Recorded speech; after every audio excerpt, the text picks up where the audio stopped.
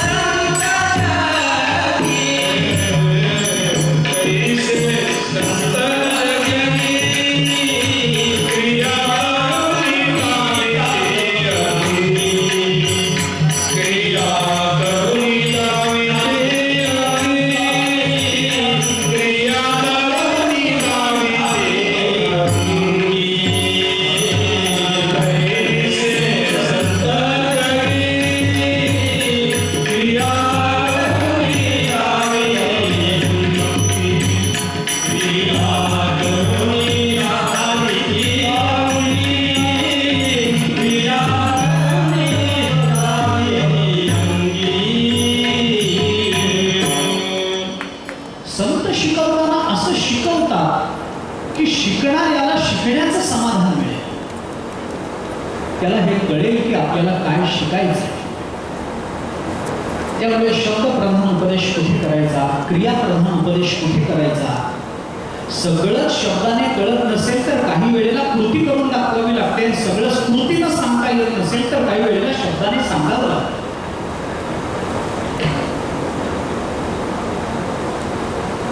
प्रत्येक ठिकाणी शब्दानंच सगळं कळतं असं नाही. पारमार्थिक काही संकल्पना या अनुभवगम्य असतात, त्या शब्दानं कळत नाही.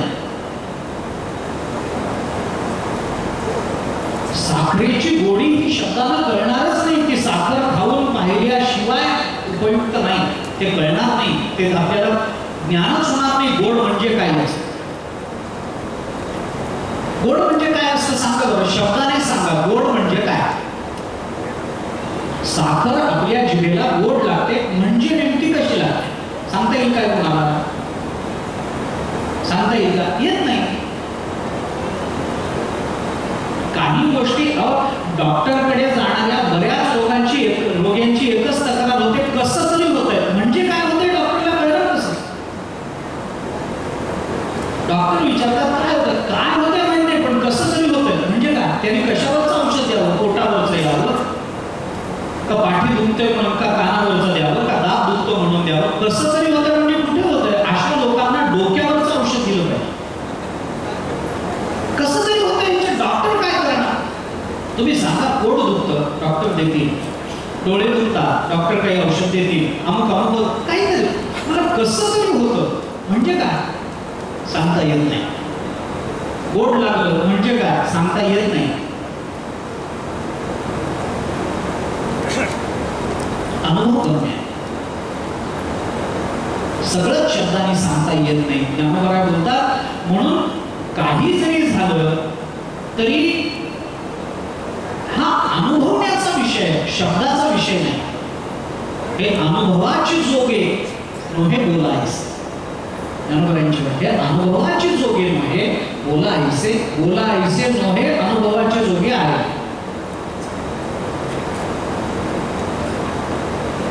तुकोबारांनी म्हटले प्रेम नये सांगता बोलता गाविता अनुभव चित्ता चित्त जाणे.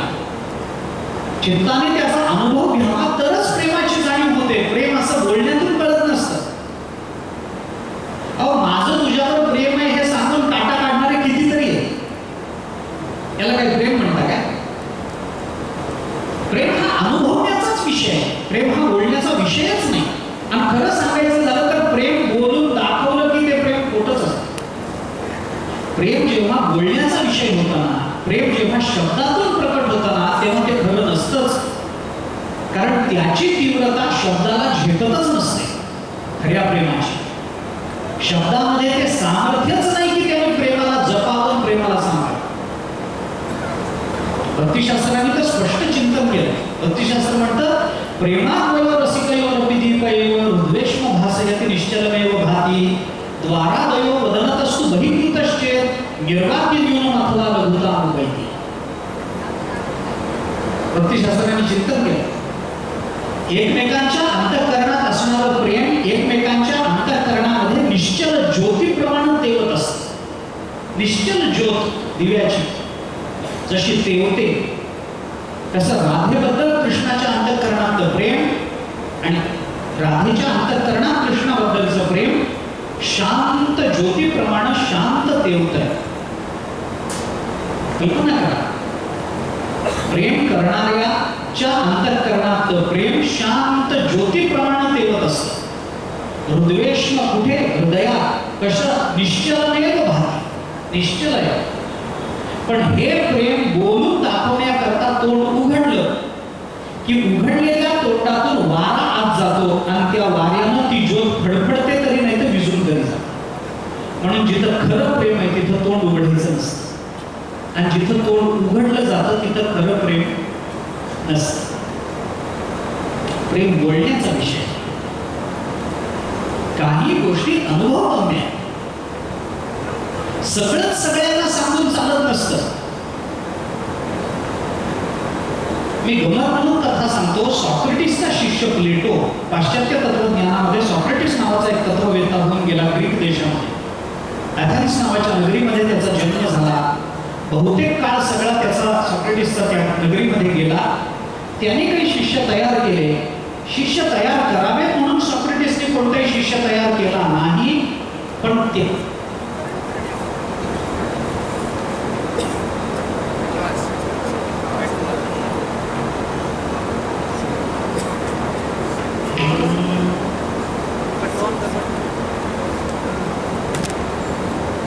गोविंद जय जय गोपाल गोविंद जय जय गोपाल गोविंद जय जय गोपाल गोविंद जय गोपाल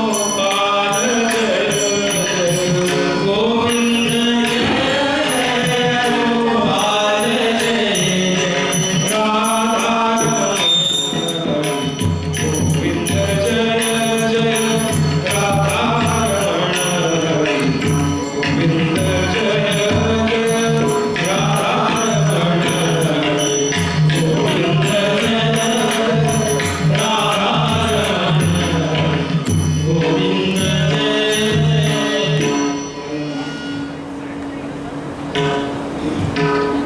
सॉक्रेटिसने आपले शिष्य म्हणून तयार केले नाहीत, पण त्याचं अनुकरण करत काही लोक त्याचे मागे गेले. त्याच्यामध्ये प्लेटो नावाचा एक त्याचा शिष्य अनेक शिष्य झाले. त्याच्यामध्ये प्लेटो बरोबर आणखीन एक शिष्य होता, त्याचं नाव होतं डेमोस्थेनेस. हा डेमोस्थेनेस काही करत नसे, पण आत्मस्वरूपाची यथार्थ जाणीव झाल्यामुळे तो निष्क्रिय झाला. काही करत नसे, कुठेतरी बसायचं, आत्ममग्न राहायचं, कुणाशी काही बोलायचं नाही, कोणी बोललं तरी बोलायचं नाही, कुठेतरी एखाद्या पिंपामध्ये बसेल, कुठेतरी झाडाच्या ढोलीमध्ये बसेल,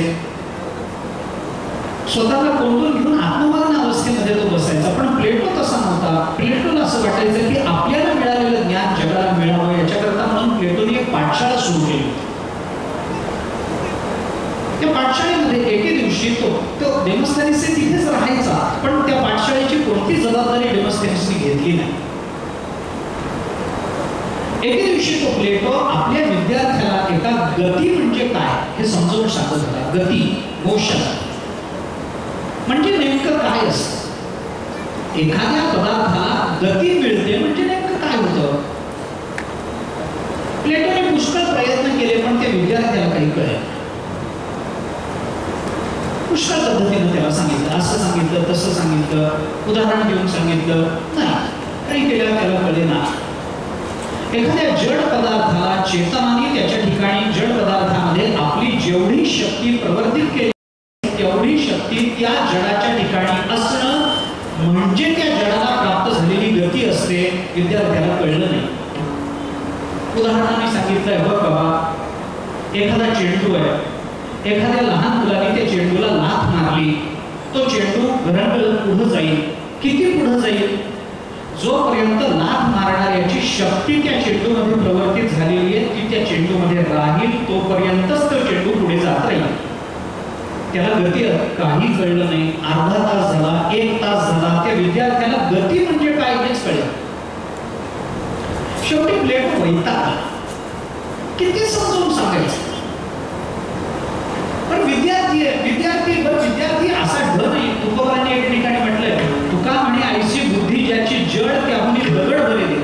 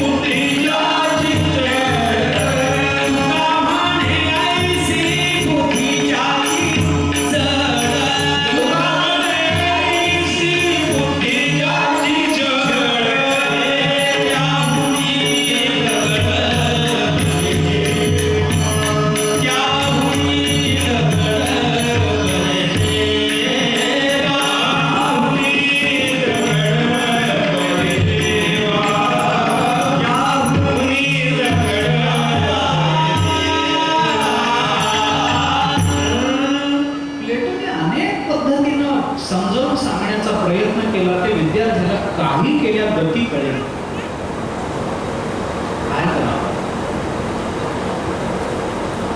तिथून डेमोस्थेनेस हा तत्ववेत्ता चालला होता. त्यांनी बघितलं प्लेटो वैतागलेला आहे, विद्यार्थ्याला समजत नाही, विद्यार्थ्याचा चेहराही त्रस्त आहे, काय करावं? तो जवळ गेला आणि त्यांनी प्लेटोला विचारलं, काय चाललंय काय? प्लेटो म्हणाला, बघ ना बाबा, याला 1 तास झाला याला समजावून सांगतोय गती म्हणजे काय, याला कळत नाहीये, काय करू? पद्धतीने बदलून सांग. म्हणजे सगळ्या पद्धतीनं समजावून सांगितलं, आता माझी बुद्धी काम करत नाहीये, मी काय सांगू याला? डेमोस्थेनेसने सांगितलं, मी प्रयत्न करू काय? प्लेटोने सांगितलं, तुला आतापर्यंत विद्यार्थ्याला कधी शिकवून माहिती नाही आणि तू काय प्रयत्न करणार? प्रयत्न करून बघायला काय हरकत आहे? म्हणे कर. डेमोस्थेनेस तत्ववेत्ता होता. त्या विद्यार्थ्याजवळ गेला, त्याला म्हणाला, तुला खरंच गती म्हणजे काय कळत नाही काय? विद्यार्थी म्हणाला, मी पुष्कळ प्रयत्न करतोय गुरुजी, पण काय करू, माझी बुद्धी मला मदत करत नाहीये, मला खरंच कळत नाहीये गती म्हणजे काय. मी सांगू का? म्हणे तुम्ही सांगा. डेमोस्थेनेसने काय करावं? त्यांनी काही केलं नाही. त्या विद्यार्थ्याच्या हाताला धरलं, फरफटत 10 पावलं नेलं, विद्यार्थ्याला सांगितलं, याला गती म्हणतात. संपलं. गती ही संकल्पना शब्द माध्यमातून तुम्ही तासभर सांगा, कळणार नाही, पण कृती करून दाखवा, लगेच कळेल.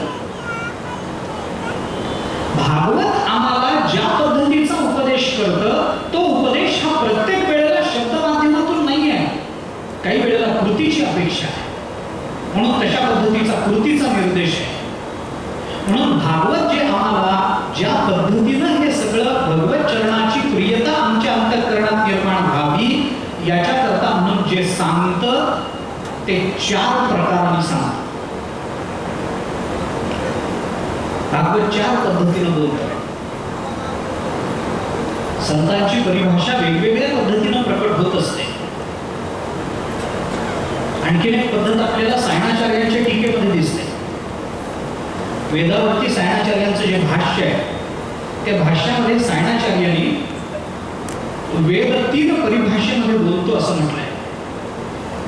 काही वेळेला वेदाची भाषा समाधी भाषा असते, काही वेळेला वेद लौकिकी भाषेमध्ये बोलतात आणि काही वेळेला वेदाची परिभाषा पारलौकिकी असते.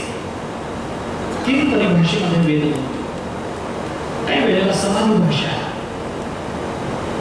समाधी भाषा जेव्हा वेद उच्चारतो त्यावेळेला तिथं दृष्टांत चालत नसतात. समाधी भाषा म्हणजे आपली परवानगी न घेता आपल्या मुखातून प्रकट होणारी भाषा.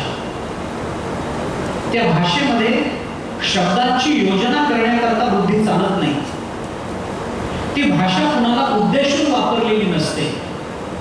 ती भाषा कुणाला समजावी अशी अपेक्षा नसते, किंबहुना ती भाषा प्रकट होताना ही भाषा श्रवण करणारा कुणी समोर आहे का नाही याचाही विचार झालेला नसतो. ती समाधी भाषा असते. दुसरी लौकिकी भाषा आहे. लौकिकी भाषेमध्ये मात्र समोरच्याला हे कळावं असा आग्रह असतो, म्हणून त्याच्यामध्ये अलंकाराची योजना असते. आणि काही वेळेला पारलौकिकी भाषा असते जी आपल्या अंतःकरणामध्ये क्रियाप्रवृत्ती निर्माण करत असते. पण भागवतांनी जी भाषा वापरली, जी पद्धत वापरली, ती सायणाचार्यांनी सांगितलेल्या या पद्धतीपेक्षा आणखीन वेगळ्या पद्धतीनं भागवत आपल्याला मार्गदर्शन करतं. भागवत आपल्याशी 4 पद्धतीनं बोलतं. मी आपल्याला त्याचा खुलासा करून देतो. भागवत काही वेळेला घटनात्मक भूमिकेतून बोलतं, काही वेळेला उपदेशात्मक भूमिकेतून बोलतं, काही वेळेला भागवत स्तुत्यात्मक भूमिकेतून बोलतं आणि काही वेळेला भागवत गीतात्मक भूमिकेतून बोलतं. 4 भूमिका आहेत भागवताच्या. काही वेळेला भागवत हे घटनात्मक भूमिकेतून बोलतं, घटना सांगतं, असं झालं, तसं झालं, अमुक झालं, तमुक झालं, या राजाचं युद्ध झालं, त्याच्यातून असं निष्पन्न झालं, हे झालं, त्याच्यातून ते झालं, तो भगवंताकडे गेला, भगवंताने त्याला मारलं, भगवंताने त्याला जवळ घेतलं, भगवंताला तो प्रिय झाला. काही घटना भागवत सांगतात. काही वेळेला भागवत उपदेशात्मक पद्धतीनं बोलतो. तुम्ही असं केलं पाहिजे, असं वागलं पाहिजे, भगवत भक्ती अशी असते, ज्ञान असं असतं, खरं ज्ञान याला म्हणतात, कर्म असं केलं पाहिजे, कर्माच्या मागच्या भूमिका अशा असल्या पाहिजेत, कर्माच्या मागचे हेतू असे असले पाहिजे, भक्ती करताना अंतःकरणातली भावना अशी असली पाहिजे, त्याला ज्ञानाचं अधिष्ठान असलं पाहिजे. काही वेळेला भागवत हे स्तुत्यात्मक फक्त स्तुती करतं. मी या 4 भूमिका स्पष्ट करणार. आणि काही वेळेला भागवत गीतात्मक भूमिकेतून बोलतो. गोपीगीत गीतात्मक भूमिका, हंसगीत गीतात्मक भूमिका, वेणुगीत गीतात्मक भूमिका,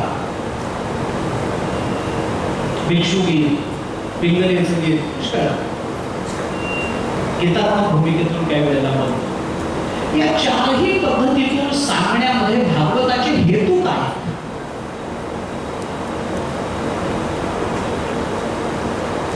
एकाच पद्धतीनं सांगितलं तर कळत नाही का? एकाच पद्धतीनं भागवताला बोलता येत नाही का? येतं ना. मग भागवत असे प्रकार का करतं? त्याचं कारण हे आहे की भागवताला एका पद्धतीतून सांगणं शक्य असलं तरी ऐकणाऱ्याला एका पद्धतीतून कळतं असं नाही. कारण ऐकायला येणारा प्रत्येक श्रोता हा एकाच मानसिक स्तरावरचा आणि एकाच भूमिकेतून आलेला असतो असं होत नाही. मी भागवताचंच म्हणत नाही.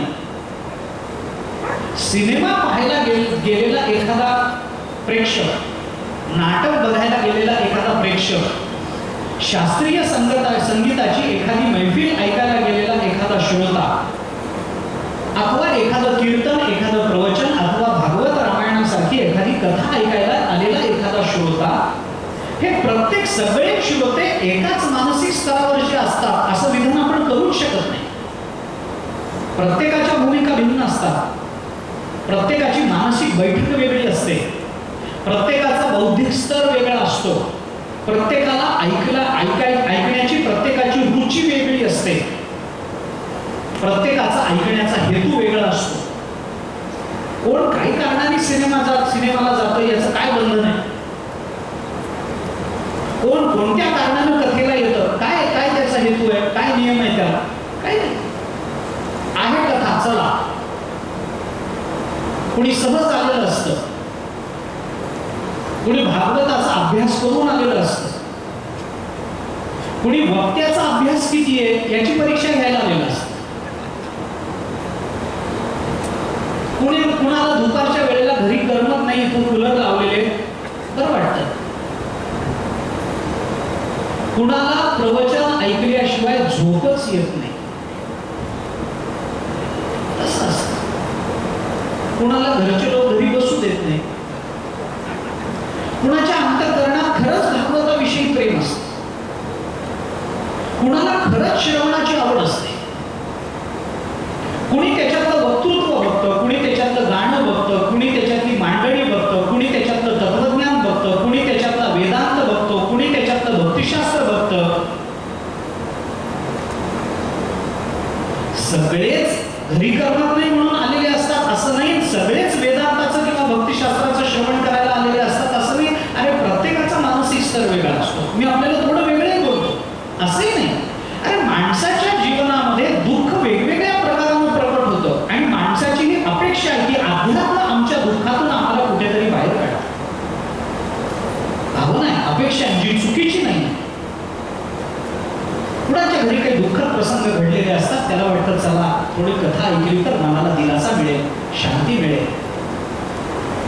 कुणाच्या घरी कुणाचा बैल मेलेला असतो, कुणाचं घर जळालेलं असतं, कुणाचा धंदा उडालेला असतो, कुणाच्या घरी कुणी गेलेलं असतं, प्रिय व्यक्तीचा वियोग झालेला असतो, प्रतिकूल व्यक्तीचा योग आलेला असतो, काही असू शकतं. नको असलेले पाहुणे आले की त्यांना चुकवायला कथा बरी पडते. नको त्या व्यक्तीचा वियोगही असतो, अनुकूल व्यक्तीचा नको त्या व्यक्तीचा योगही येतो, अनुकूल व्यक्तीचा वियोगही होतो, काही असू शकतं. आपल्याला काही वेळ जात नाही म्हणून आपण कथेला येतो का? नाही, आपल्याला आवड असते. नेमकं भागवत काय कितीदाही ऐकलं तरी ऐकायला यावं वाटतं. भगवान श्रीकृष्णाचे चरण एखाद्याच्या प्रेमाचं अलंकरण नसतं. त्याला भगवत चरणाशिवाय दुसरं काही ऐकायचं नसतं. कृष्ण म्हणलं की लोकांना बरं वाटतं. तो शब्द आपल्याला आवडतो, ते व्यक्तिमत्व आपल्याला आवडतं, त्या लीला आपल्याला आवडतात. लोणी कसं चोरलं, गोवर्धन कसा उचलला, अमुक कसं केलं, कालिया मर्दन कसं झालं, बरं वाटतं ऐकायला. कृष्ण लीला चित्ताकर्षक आहे, आवड असते. प्रत्येक जण एका मानसिक स्तरावरचा नसतो म्हणून वेगवेगळ्या भूमिकेतून सांगावं लागतं. ज्ञानोबायांनी वर्णन करताना असं म्हटलंय, एक घास विसाठाई केली. लहान बालकाला आई जेव्हा भरवते, भरवायचा असतो दूध भातच, ताटलीत कालवलेला असतो, पण तो कालवलेला भाताचा एकच गोळा करून लहान मुलाच्या तोंडात कोंबणं आई कधीच तसं करत नाही. निदान सखी तरी कालवला भात घातला तोंडात नाही, तेवढाच भात असतो. पण आई करताना असं करते, 4 दातेचे 20 घास करते. चिवचा, हा काऊचा, हा आजीचा, हा आजोबाचा, हा ताईचा, हा बाबाचा, हा मावशीचा, हा मामाचा, म्हणजे बहुतेक घास सगळे माहेरकडचेच असतात. सासरचा घासच नसतो. नंदेचा घास भरवताना दाखवा मला घरातली बाई. हा बघू तरी देत, हा आत्याचा घास म्हणून तरी देत एकदा तरी. मावशीचा असतो, मामाचा असतो, दुसऱ्या मावशीचा असतो, तिसऱ्या मामाचा असतो, सगळे घास माहेरचे. अर्थात सासरचा घास तिला काही बोलावं असं.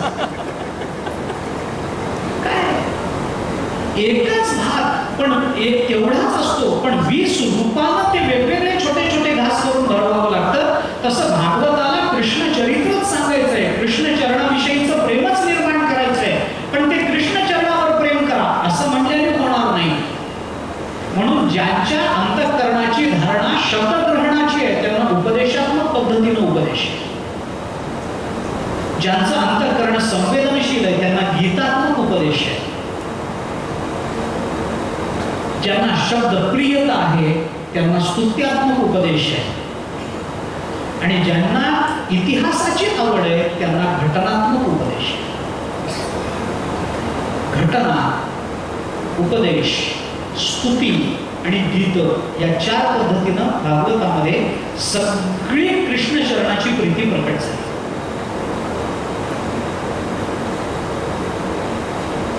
पहिला प्रकार याच्यातला आहे तो घटनात्मक पद्धतीनं भागवत उपदेश करणं. मी उदाहरणानं सांगतो. सकल भागवताकडे भागवताचं एकदा सिंहावलोकन करू आपण आणि मग भागवताच्या अंतरंगात पहिल्या स्कंदामध्ये आपण महात्म्यामध्ये प्रविष्ट होऊ. पण एक सिंहावलोकन करू. ग्रंथाकडे एका दृष्टीनं पहिल्यांदा एक नजरेत तो ग्रंथ आपल्याला समजून घेण्याचा आपण प्रयत्न करू आपण, मग त्याच्या तपशिलाकडे वळू. पहिला जो प्रकार आहे तो घटनात्मक पद्धतीनं भागवत बोलतो. या घटना सांगत असताना भागवत 2 पद्धतीनं या घटना सांगतं. काही वेळेला भागवतांनी ज्या घटना सांगितल्या त्या केवळ भगवंतांनी केलेल्या लीला आहेत. त्यांनी गोवर्धन उचलला, त्यांनी लोणी चोरलं, चोरलेलं लोणी वानरांना वाटलं, यशोदेनं त्यांना उखळाला बांधून टाकलं, उखळ ओढत ते अंगणामध्ये गेले, 2 झाडं उंबळून पडली, असं झालं तसं झालं, भगवान लोणी चोरायला लागले, अंक झालं तसं झालं, लोणी चोरता चोरता या गोपिकेला त्रास दिला, त्या गोपिकेला त्रास दिला, दाढी वेणीची गाठ बांधून टाकली. या सगळ्या घटना आहेत, पण या सगळ्या भगवत लीला आहेत. आणि दुसरा प्रकार आहे ते भागवतांनी काही घटना या साधारण चरित्रातून सांगितल्या. घटनात्मक जे विवेचन भागवत करतं ते 2 पद्धतीनं भगवत लीला आणि साधारण चरित्र. जी साधारण चरित्र भागवतांनी सांगितली आहेत घटनात्मक पद्धतीनं, ती साधारण चरित्र भागवतांनी 3 हेतूने सांगितली आहेत. काही वेळेला इतिहास सांगण्याकरता भागवत घटना बोलतं, काही वेळेला भविष्य सांगण्याकरता भागवत घटना बोलतं, आणि काही वेळेला उपाख्यान सांगण्याकरता भागवत घटना बोलतं. या 3 घटनाच आहेत. काही वेळेला इतिहास सांगायचा भागवताला.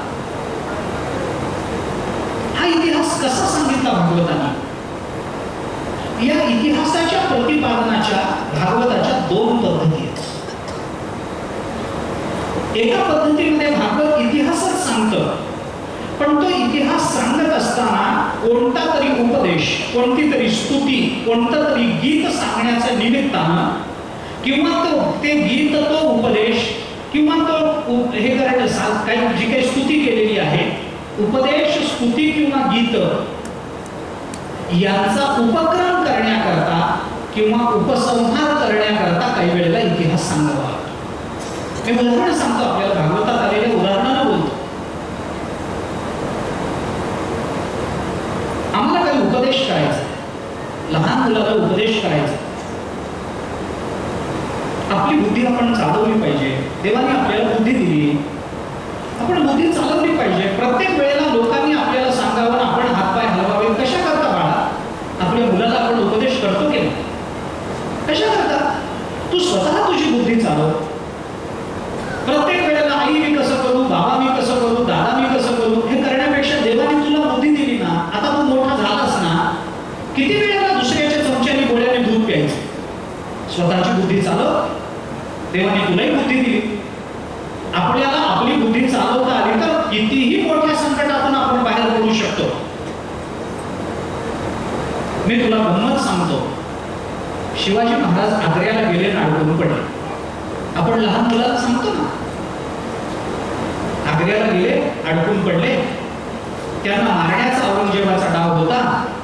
मग शिवाजी महाराजांनी आजारी पडल्याचं नाटक केलं, मिठाई वाटण्याच्या निमित्तानं मिठाईच्या पेटाऱ्यामध्ये बसले, तिथून बाहेर पडलं. आपली बुद्धी आपल्याला वापरता आली आणि आपले हेतू जर व्यापक असले तर कितीही मोठ्या संकटातून आपल्याला बाहेर पडता येतं. इतिहास सांगितला की नाही कशा करता? आपल्या मुलाला बुद्धी चालवणं यावं याचा उपक्रम करण्याकरता हा इतिहास सांगण्यात आला. इतिहास म्हणजे लगेच काहीतरी आम्ही पुरातन ऐकायचं आणि असं झालं आमच्या देशामध्ये असं म्हणून मोकळं व्हायचं असं नाही. इतिहास हा नेहमी भूतकालीन असला तरी वर्तमानाचा उपक्रम आणि भविष्याचा उपसंहार करण्याकरता त्याची उपयुक्तता असते. म्हणून इतिहास काटेकोरपणे अभ्यासला पाहिजे. इतिहास म्हणजे केवळ घडून गेलेल्या घटना नाही. इतिहासाचं चिंतन करणं म्हणजे शिळ्या गडीला भूत आणणं नाहीये. कोणता तरी उपक्रम करण्याकरता, कोणता तरी उपसंहार करण्याकरता इतिहास घटना सांगण्यात आल्या. हे सगळं घटनात्मक चिंतन. मी आपल्याला आता 3 प्रकारांत भागवताचं चिंतन बोललो ना. शौनकाने यज्ञाला आरंभ केला आणि सूत तिथे आले, घटना सांगितली. सूत तिथे आले, शौनकाने त्यांना उच्चासन दिलं, सिंहासनावर बसवलं, त्यांची पूजा केली आणि यज्ञ चालू आहे. या यज्ञाच्या मध्यंतराच्या काळामध्ये तुम्ही आम्हाला भगवत चरित्र सांगावं अशी प्रार्थना केली आणि सूत बोलू लागले. ही घटना सांगण्याचं काय कारण? यज्ञ चालू झाला, त्या यज्ञामध्ये सूत शौनकाने यज्ञाचा प्रारंभ केला. 1000 वर्ष चालणारा तो यज्ञ होता. त्याच्यामध्ये सूत आले, मग सूतांना उच्चासन दिलं, सिंहासनावर बसवलं, त्यांची पूजा केली. कशा करता ही घटना सांगितली? ही घटना पुढच्या भागवत कथेचा उपक्रम आहे. व्यास महर्षींनी सगळी रचना केली, वेदाचे विभाग केले, 18 पुराण रचली, ब्रह्मसूत्राची रचना केली, महाभारताची रचना केली, पण त्यांच्या अंतःकरणाला समाधान मिळालं नाही. म्हणून विषण्ण अवस्थेमध्ये हिंडत असताना नारद महर्षी त्यांना भेटले. नारदाने त्यांना विचारलं, तुम्हाला असं का विषण्णता आली? मग त्यांनी सांगितलं. मग नारदाने त्यांना सांगितलं, तुम्ही भगवत लीलांचं चिंतन करा. आणि म्हणून भागवताचा तो प्रारंभ करण्याकरता ही घटना सांगितली. हा उपक्रम आहे. परीक्षित राजाने मेलेला सर्व शमिकांच्या गळ्यामध्ये टाकला. शृंगी ऋषीने शाप दिला, 7 दिवसात मरण येईल आणि हे मरण चुकवावं, मरणाची भीती जावी याच्याकरता परीक्षितीने वेगवेगळ्या ऋषीमुनींनी मुनींना प्रार्थना केली. ते सगळे आले. ते काही सांगायला सुरुवात करणार एवढ्या भगवान शुकाचार्य तिथं आले. सगळ्यांनी त्यांना उत्थापन दिलं. ते बसले. ही सगळी घटना का सांगितली? पुढच्या भागवताचा उपक्रम करण्याकरता ही घटना आहे. घटनात्मक चिंतन हे उपक्रमाकरता असतं किंवा उपसंहाराकरता असतं. पुढं 12 स्कंधामध्ये एक वेदाच्या विभागाचं वर्णन करताना 12व्या स्कंधामध्ये वेदाच्या सगळ्या विभागाचं हे करत असताना ते वेदाचे विभाग झाल्यानंतर कोणकोणत्या वेदाचं पठण कोणकोणत्या ऋषीमुनींनी केलं, त्या वेदाध्ययन करणाऱ्या ऋषींचं वर्णन आणि त्यांच्या जीवनातल्या त्या घटना ज्या सांगितल्या त्या कशा करता आल्या? 12 स्कंधातल्या भागवताचा तो उपसंहार आहे. काही वेळेला उपक्रमा करता, काही वेळेला स्तुती करता, काही वेळेला उपसंहारा करता. अहो आता हे भीष्म चरित्र आलं ना, भीष्मांचं चरित्र सांगितलं ना भागवताने लगेच प्रथम स्कंधामध्ये. हे भीष्माचे चरित्र कशा करता? काहीच नाही, काहीच कारण नाही भीष्माचार्यांचं चरित्र सांगण्याचं. केवळ भीष्माचार्यांच्या स्तुती करता म्हणून भीष्मचरित्र. तुम्ही असे, तुम्ही तसे, तुम्ही असे, हे सगळं सांगणं काय? पुढे 12 स्कंधामध्ये ब्रह्मदेवाचा नारदांचा जो संवाद आला तो काय उपक्रमच आहे. भीष्मांचं चरित्र सांगण्यात आलं, ही स्तुती आहे. 12 स्कंधामध्ये वेदाचे विभाग केल्यानंतर वेदाध्ययन करणाऱ्या ऋषींचं चरित्र सांगितलं गेलं. या घटना कशा करता सांगितल्या? उपसंहारा करता सांगितल्या. म्हणून इतिहासाचा जो विचार साधारण चरित्रामध्ये घटनात्मक पद्धतीने भागवताने केला, त्याचे एवढे हेतू आहेत.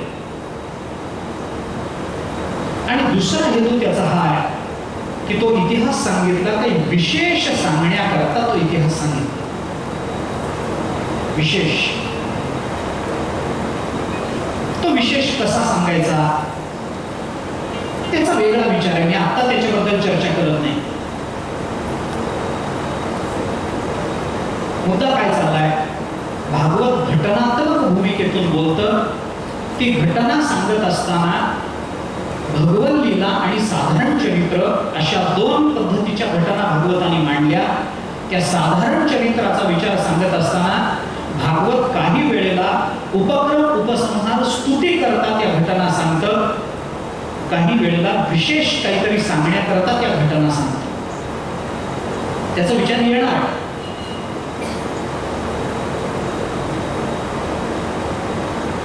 चक्रव्यूहामध्ये अभिमन्यूचा शिरच्छेद झाल्यानंतरची घटना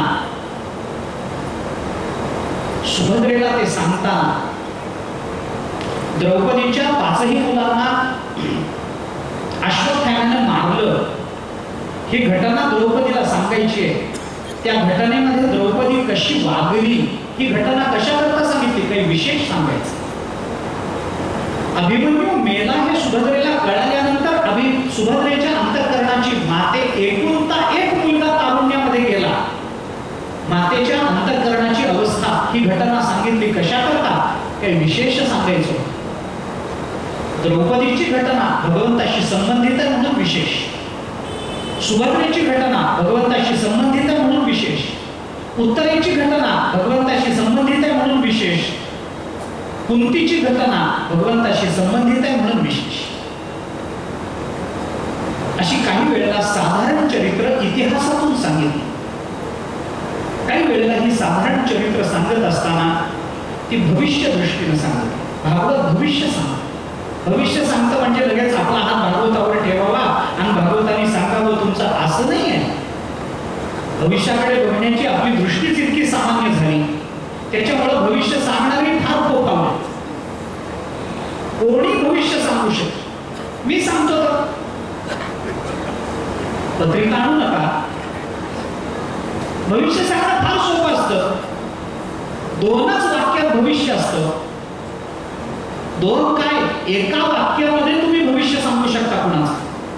मी सांगून ठेवतो तुम्हाला वाक्य, तुम्ही कुणाचंही भविष्य सांगू शकता. सोपं वाक्य आहे, काही नाही. कुणाचाही हात हातात घ्यावा आणि त्याला एवढंच म्हणावं, तुम्ही सगळ्या करता फार करता हो, पण कुणालाच तुमची किंमत नाही. झालं भविष्य. काय खोटाय सांगा.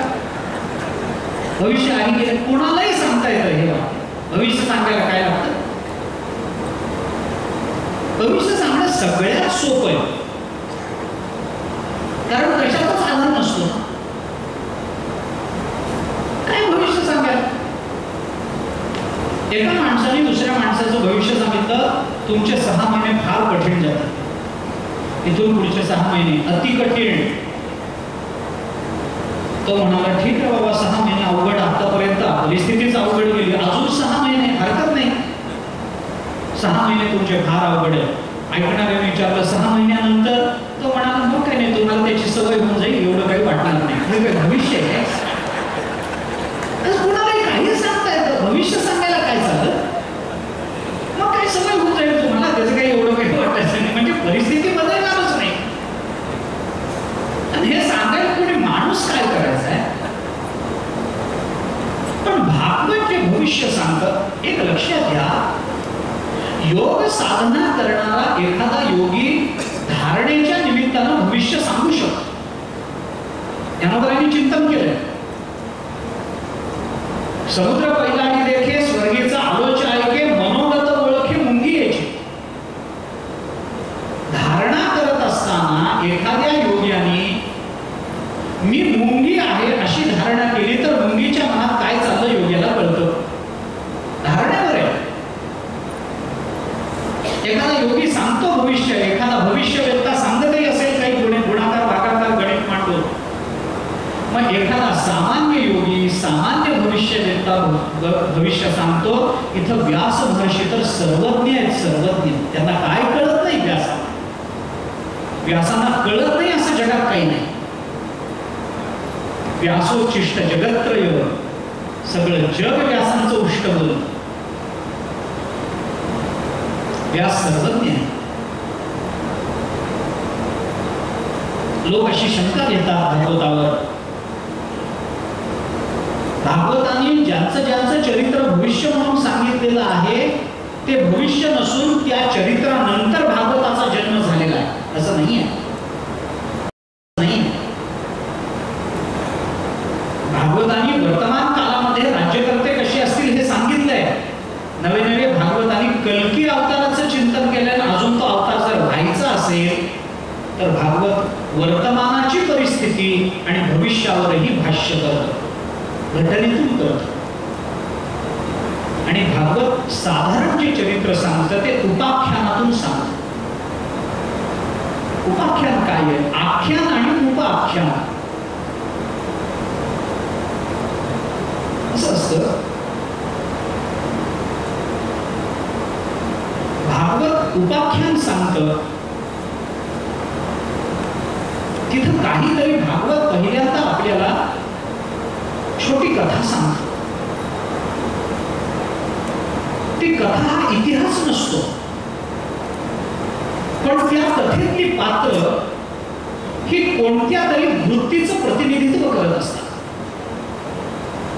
मग भागवत ती कथा सांगून झाल्यानंतर त्या कथेतली पात्र ज्या वृत्तीचं प्रतिनिधित्व करत आहेत त्या वृत्तीवर भाष्य करत. ती कथा महत्वाची नसते, त्या कथेतून जो सांकेतिक संदर्भ देऊन आम्हाला सांकेतिक उपदेश केलेला असतो तो उपदेश महत्वाचा असतो. उदाहरणार्थ पुरंजनाख्यान आहे किंवा पुढे आलेलं भवाटवीचं वर्णन आहे, हे उपाख्यान आहे सगळं. पुरंजनाख्यानाच्या वेळेला आपण बघू ते उपाख्यान काय आहे ते. पण पुरंजनोपाख्यानामध्ये जे सगळं सांगितलं गेलं ती शेळी कोण, अमुक कोण, तमुक कोण, हे सगळी पात्र तिथल्या तिथं दिसतात ना. नंतर ती पात्र आहे, ते रूपक आहे, आणि जिथं रूपक आहे तिथं भागवत हे रूपक आहे म्हणून सांगतं. गमत हीच आहे, उपाख्यान आणि इतिहासामधला फरक बघताना हाच फरक आहे की जिथं उपाख्यान आहे तिथं भागवत हे उपाख्यान आहे म्हणून सांगतं, आणि जिथं भागवत हे रूपक आहे म्हणून सांगत नाही तो इतिहास असतो. असं सरळ सरळ भेद आहे त्याच्यात. रूपक हा अलंकार आहे. तद्रूपकम अभेदोय उपमान उपमेय. काव्य प्रकाशाने रूपकाचं लक्षण सांगताना उपमान आणि उपमेय यांचा अभेद जिथं सांगितला जातो त्या अलंकाराला रूपक अलंकार म्हणतात, असं लक्षण केलं. उपमेय आणि उपमान यांचा अभेद असायला पाहिजे.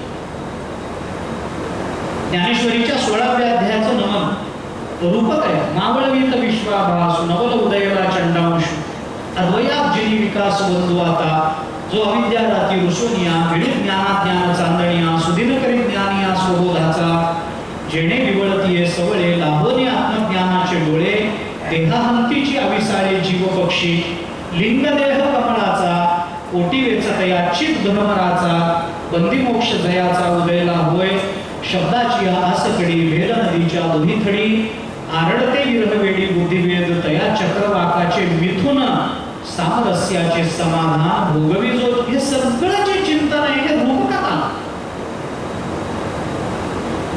जय जय देवाचार्या समस्त सरोवर या रूपकात आलं. गणपतीचं रूपक आहे, सूर्याचं रूपक आहे. नाथ महाराजांनी तर ज्ञानोबारांपेक्षा जास्त रूपक अलंकाराचा विचार आपल्या एकनाथी भगवंतामध्ये केला. अलंकाराची योजना करून काही वेळेला घटना सांगाव्या लागतात. सगळ्याच घटना आपल्याला अशा एकदम काटेकोरपणे आणि स्पष्टपणाने बोलून मोकळं होता येत नाही. काही घटना अशा पद्धतीने सांगाव्या लागतात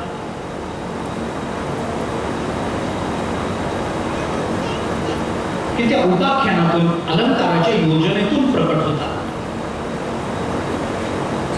सांगायचं असतं एक, पण त्याच्याकरता सांगावं लागतं वेगळं. वेगळं सांगून जे सांगायचंय ते सांगणं, अशी चमत्कृतीपूर्ण मांडणी केली की माणसाला त्याची गंमत वाटत असते. यत् उत्तम अन्यथा वाक्यम अन्यथा अन्येन योज्यते. काव्य प्रकाशाच्या भाष्यामध्ये आलेला विचार. यत् उत्तम काय, अन्यथा वाक्यम, जे सांगायचंय ते सांगितलं नाही, अन्यथा वाक्यम. पण जे सांगितलंय ते कसं सांगितलंय, अन्यथा अन्येन योज्यते. ते सांगितलेलं असलं तरी असं सांगितलंय की ते ऐकणाऱ्याला बरोबर कळतं. आता हे सगळं अवघड सांगण्यापेक्षा सोपं सांगू. लेकी बोले, बस बस सुनेला सांगायचं असतं सुनेला, पण बोलावं लागतं लेकीला. काही कळत नाही तुला, हे मुलीलाच म्हणावं लागतं, पण सुनेला बरोबर कळतं ते कुणाला म्हणायचं. वक्रोक्ती आहे, अलंकार आहे.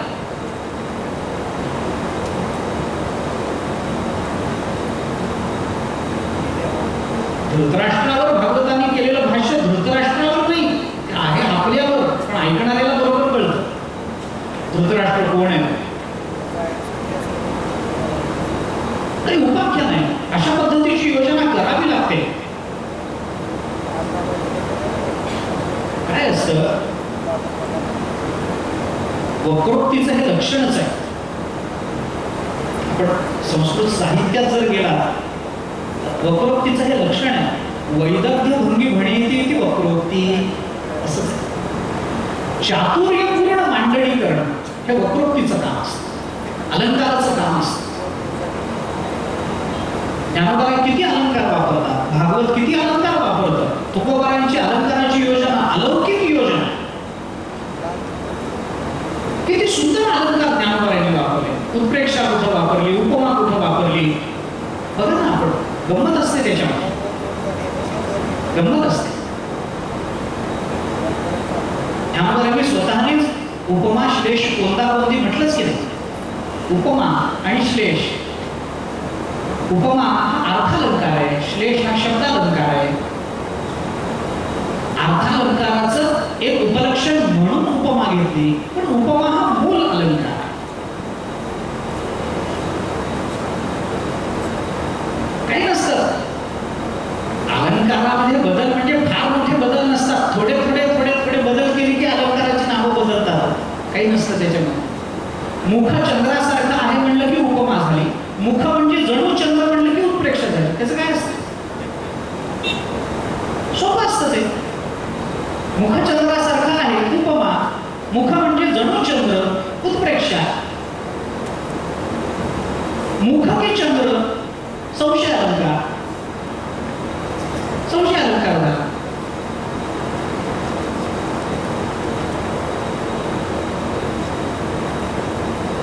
हे मुख नाही चंद्रच आहे, अपनोती अलंकार झाला. काय असतं तेच आहे, तिथल्या तेच फिरवायचं, तिथं शब्द फिरवले की अलंकार होतो, वेगळं काही नसतं.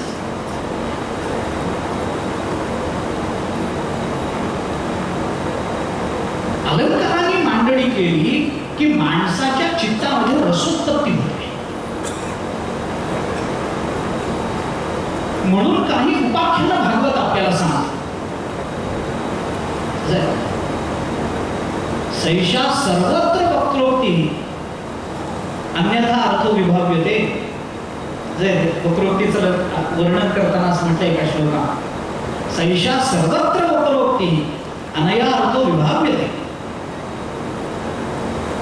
वक्रोक्ती किंवा अलंकाराची योजना केली की अर्थ चांगल्या पद्धतीनं आपल्या मनात ठसतो. याच्याकरता म्हणून अलंकाराची मांडणी करावी लागते. याच्याकरता भागवत उपाख्यान, अवाटवी उपाख्यान आहे, पुरंजनाचं आख्यान उपाख्यान आहे भागवतात आले.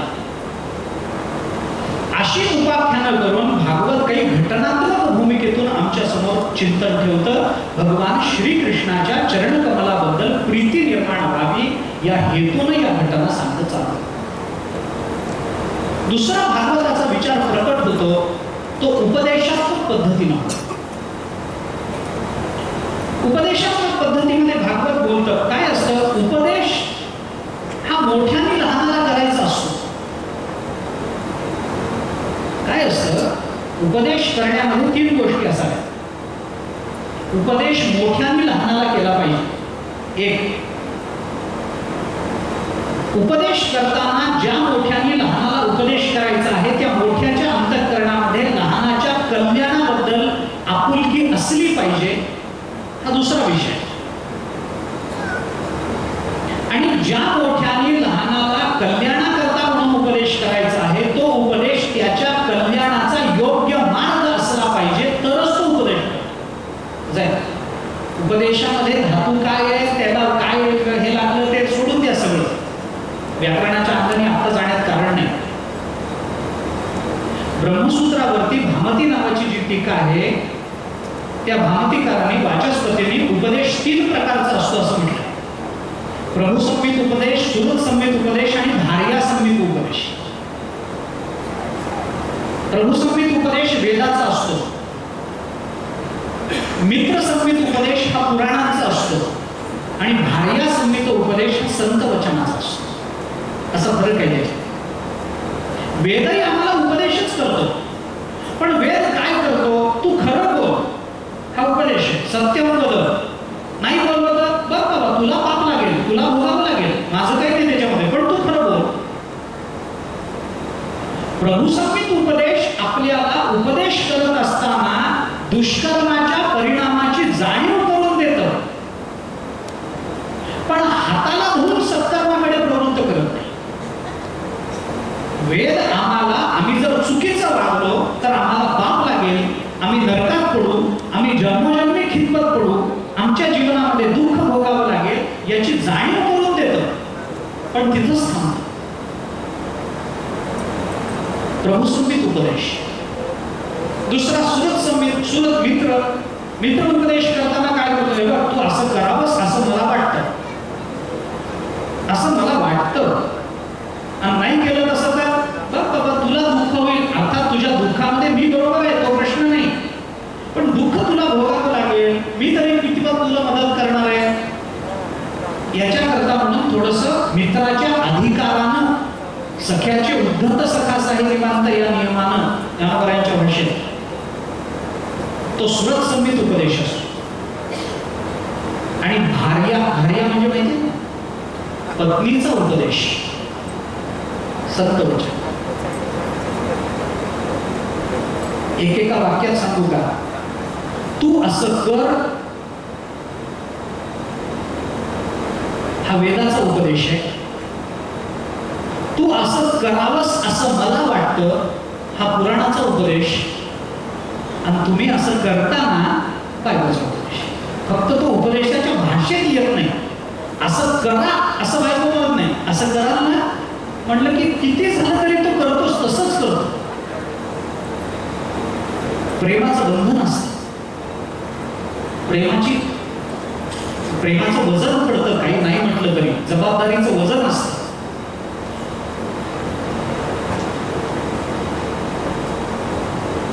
मला दागिना आणा असं कधी बायको म्हणत नाही. या दसऱ्याला घ्यायचा आहे ना, एवढंच म्हणते, तो घेऊनच येतो. घ्या असं म्हणणं नाही, घेताय ना, पण ते घेताय ना इतकं लाडात आणि प्रेमात असतं की तो कितीही मोठी बंधनं तोडून ते करतोच. हा भार्या संहित उपदेश. काव्याची प्रयोजन सांगताना मम्मटांनी काव्य प्रकाशामध्ये कांता संहित तयोपदेश युजे हे काव्याचं एक प्रयोजन सांगितलं. काव्यम यशसे अर्थकृते व्यवहारविदे शिवेत रक्षतये कांता संहित तयोपदेश युजे.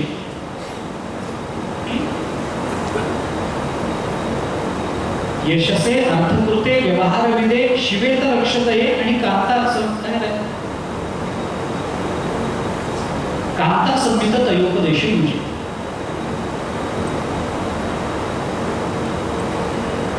सत्यपरनिर्वृत्तये कांता संहित तयोपदेश युजे. याच्यामध्ये यशसे अर्थकृते हे फक्त बाकीच्या साहित्याला लागतं आणि उरलेली 4 प्रयोजन संत वाङ्मयाला लागतात. मम्मटांनी केलेलं चिंतन आपण पहा. भागवतही आपल्याला उपदेशाच्याच भूमिकेतून बोलतं, पण हा उपदेश करत असताना भागवत 2 पद्धतीने उपदेश करतं. एक सामान्य उपदेश आहे आणि एक विशेष उपदेश आहे. काय फरक आहे या दोन्हीमध्ये? एखाद्या सत्पुरुषानं, मित्रानं, गुरुनं, सगळे संबंधितांपैकी कोणीतरी एखाद्याने ज्याच्यामुळे आपल्या जीवनाचं कल्याण होतं असा केलेला उपदेश हा सामान्य उपदेश. आतापर्यंतचा सगळा इतिहास, आतापर्यंतचं आपल्या संस्कृतीचं सगळं वाङ्मय बाहेर काढलं आणि या सगळ्या वाङ्मयाचा गोषवारा काढून जर आपण उपदेशाचं चिंतन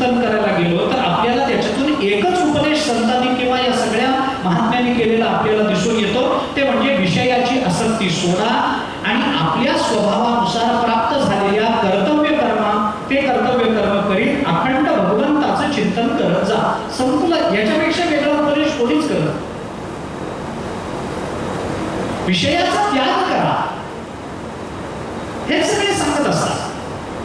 आपल्या कर्तव्य कर्मामध्ये प्रवृत्त व्हा, ते कर्तव्य कर्म करत करत भगवत चिंतन करत राहा. आतापर्यंत सगळ्यांनी भागवताने सुद्धा आता दुसऱ्या स्कंदामध्ये ते ज्योतिष चक्र सांगितलं, भूगोल सांगितला, खगोल सांगितला, ही सगळी वर्णनं कशा करता केली आहे?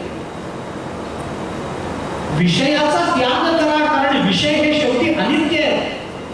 ते कितीही चांगले वाटत असले आणि कितीही आपल्याला त्याचा भोग घ्यावा वाटत असला तरी कोणत्याही विषयाचा भोग एका मर्यादेतच आनंद देत असतो. त्या आनंदाची नित्यता हे भोगातून प्राप्त होत नसते. हे सांगण्याकरताच सगळ्या जगाची माहिती दिली भागवतात. हे जग निर्माण झालं, कसं निर्माण झालं, या जगतामध्ये काय काय निर्माण झालं, विषय कसे निर्माण झाले, आणि कोणताही विषय असला तरी गीता एकच बोलते, मात्रा स्पर्शास्तु कौंतेय शीतोष्ण सुख दुःखदाः आगमापायिनो नित्य संस्थितिक्षस्व भारत. आगमापायी आणि अनित्य कोणताही विषय आपल्याला अंततोगत्वा समाधान देऊ शकत नाही. आम्हाला भूक लागली आणि लाडू मिळाला, समाधान आहे. पण रोजच लाडू मिळायला लागला तर आपण विचार करा, आपण जेवायला बसू, मिठाच्या जागी मीठ आहे, डाव्या हाताला चटणी आहे, त्याच्या खाली कोशिंबीर आहे, त्याच्या खाली लोणच्याची फोड आहे, त्याच्यावर मिठाच्या बाजूला लिंबाची फोड आहे, उजव्या बाजूला घट्ट भाजी आहे, त्याच्या बाजूला वाटीत पातळ भाजी आहे. पान वाढतात की नाही? अर्थात त्याचंही शास्त्र आहे, कुठं काय वाढावं हे कळलं पाहिजे. काही कुठेही वाढत राहिलं तर माणूस फक्त वाढत जातो. त्याच्या नियमात खाल्लं म्हणजे मग ते व्यवस्थित असतं. काय कशाशी लावून खाल्लं पाहिजे हेही कळलं पाहिजे.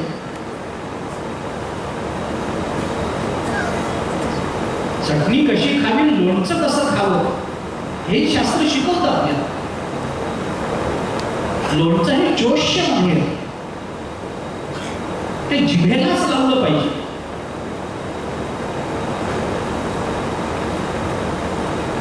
भाजी खाताना ती सुकी भाजी जरी असली तरी पोळीचा तुकडा तोडून त्या भाजीवर पालथा टाकून माणसं त्या पोळीवर असं दाबतात की भाजी म्हणते आज मेले मेले मेले.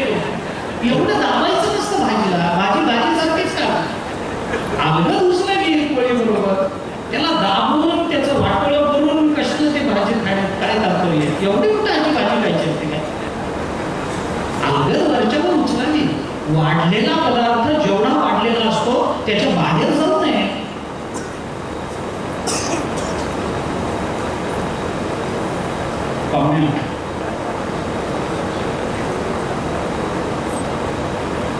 कोणतेही उपदेश आम्हाला शेवटी हेच शिकवतात, विषयाचा त्याग करा, आपलं कर्तव्य कर्म पार पाडा, आणि कर्तव्य कर्म पार पाडत असताना भगवत चरणाचं विस्मरण होऊ देऊ नका. भगवंताचं चिंतन करत करत आपलं कर्म आपण केलं पाहिजे. असोनी संसारी जिवे वेगू करी वेदशास्त्र उभारी बाई